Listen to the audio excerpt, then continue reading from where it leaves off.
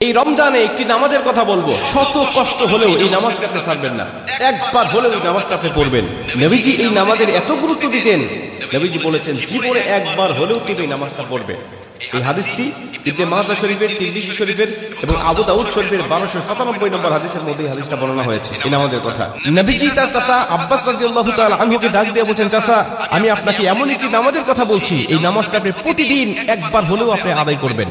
চাচা যদি প্রতিদিন সম্ভব না হয়, অন্তত সপ্তাহে একবার হলেও আপনি নামাজটা পড়বেন। যদি সপ্তাহে সম্ভব না হয়, তাহলে আপনি মাসে অন্তত একবার এই নামাজটা আদায় করবেন। চাচা যদি মাসেও আপনার পক্ষে কষ্টকর হয়ে যায়, বছরে একবার পড়বেন। যদি বছরেও না পারেন, জীবদ্দশায় অন্তত একবার হলেও নামাজটা পড়বেন। তো এই নামাজটা এত পাওয়ারফুল নামাজ, এই নামাজটা আদায় করার কারণে আপনার প্রকাশ্যে অপ্রকাশ্যে যত গুনাহ করেছেন, আপনার ইচ্ছায় অনিচ্ছায় যত গুনাহ করেছেন, আপনার অতীত জীবনে যত গুনাহ করেছেন, সব গুনাহ আল্লাহ আপনাকে ক্ষমা করে দেবে। চাচা এই নামাজটার নিয়মটা একটু ব্যতিক্রম। এই নামাজটাকে বলা হয় সালাতুত তাসবিহ। এই নামাজের মধ্যে অতিরিক্ত কিছু তাসবিহ পাঠ করতে হয়। সুবহানাল্লাহ, আলহামদুলিল্লাহ, লা ইলাহা ইল্লাল্লাহ, আল্লাহু আকবার, এই চারটা তাসবিহ একত্রিত করে সুবহানাল্লাহি ওয়াল হামদুলিল্লাহি ওয়া লা ইলাহা ইল্লাল্লাহ আল্লাহু আকবার, এই তাসবিহগুলো, এই বাক্যগুলো এখানে পাঠ করতে হয়। 4 রাকাত বিশিষ্ট এই নামাজ সালাতুত তাসবিহ 4 রাকাত পড়তে হয় এক নিয়তে।